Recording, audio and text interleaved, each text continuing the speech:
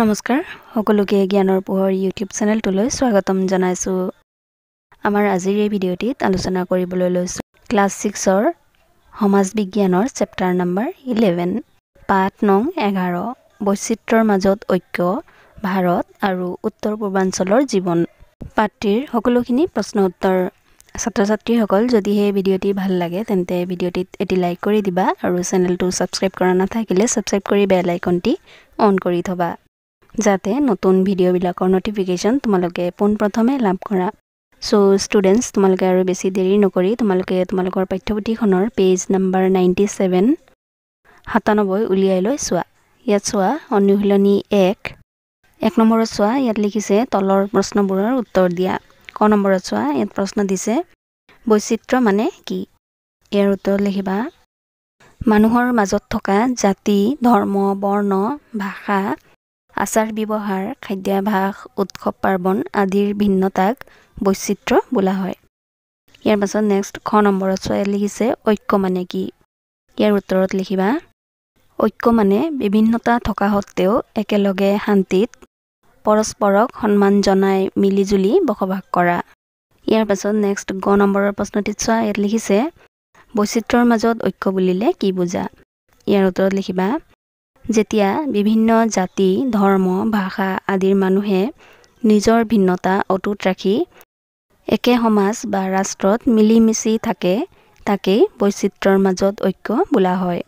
ইয়াৰ পাছত নেক্সট 2 নম্বৰৰ প্ৰশ্নটিত চোৱা ইয়াত প্ৰশ্ন দিছে ভাৰতৰ বৈচিত্ৰ্যৰ অন্তৰ্গত কিছুমান দিশ উল্লেখ কৰা। ইয়াৰ উত্তৰত লিখিবা ভাৰতৰ বৈচিত্ৰ্যৰ অন্তৰ্গত মুখ্য কাৰকসমূহ হ'ল ক ভৌগোলিক ভিন্নতা, খ গোষ্ঠীগত ভিন্নতা, গ ধৰ্মীয় ভিন্নতা আৰু ঘ ভাষিক ভিন্নতা। ইয়াৰ পাছত নেক্সট 3 নম্বৰৰ প্ৰশ্নটিত চোৱা ইয়াত প্ৰশ্ন দিছে ভাৰতৰ ভৌগোলিক ভিন্নতাৰ উদাহৰণ দিয়া। ইয়াৰ উত্তৰত লিখিবা ভাৰতৰ ভৌগোলিক ভিন্নতাৰ উদাহৰণ হৈছে ক উত্তৰে সুউচ্চ হিমালয় পৰ্বতমালা, খ দক্ষিণে সুবিশাল মহাসাগৰ, গ পূবত পৃথিৱীৰ সকলোতকৈ বেছি বৰষুণ হোৱা ঠাই আৰু ঘ পশ্চিমে বিশাল মৰুভূমি। ছাত্ৰ-ছাত্ৰীসকল ইয়াৰ পাছত নেক্সট তোমালোকে 98 নম্বৰ পেজৰ অনুশীলনী 2 উলিয়াই লৈ চোৱা। ইয়াত 1 নম্বৰত লিখিছে তলৰ প্ৰশ্নবোৰৰ উত্তৰ দিয়া। ক নম্বৰৰ প্ৰশ্নটিত চোৱা ইয়াত লিখিছে ভাৰতক কিয় ধৰ্ম নিৰপেক্ষ দেশ বুলি কোৱা হয়? ইয়াৰ উত্তৰত লিখিবা ভাৰতত সকলো ধৰ্মক সমানভাৱে সন্মান কৰা হয়। কোনো এটা ধৰ্মক ৰাষ্ট্ৰধৰ্ম হিচাপে স্বীকৃতি দিয়া হোৱা নাই। সেইবাবে ভাৰতক ধৰ্ম নিৰপেক্ষ দেশ বুলি কোৱা হয়। ইয়াৰ পাছত নেক্সট খ নম্বৰৰ প্ৰশ্নটিত চোৱা ইয়াত লিখিছে মকৰ সংক্ৰান্তিৰ সময়ত পালন কৰা দুটা উৎসৱৰ নাম উল্লেখ কৰা। ইয়াৰ উত্তৰত লিখিবা মকৰ সংক্ৰান্তিৰ সময়ত পালন কৰা দুটা উৎসৱৰ নাম হ'ল 1 অসমত মাঘ বিহু, 2 তামিলনাডুত পোংগল। ইয়াৰ পাছত নেক্সট গ নম্বৰৰ প্ৰশ্নটিত চোৱা ইয়াত দিছে তুমি বাস কৰা অঞ্চলটোত কি কি ভাষা কোৱা মানুহ আছে? ইয়াৰ উত্তৰটি তোমালোকে তোমালোকৰ অঞ্চল অনুসৰি লিখিবা। মই আৰ্হি হিচাপে এটি উত্তৰ লিখি দিছোঁ চোৱা। মই বাস কৰা অঞ্চলটোত অসমীয়া, বঙালী, হিন্দী আৰু বড়ো ভাষা কোৱা মানুহ থাকে।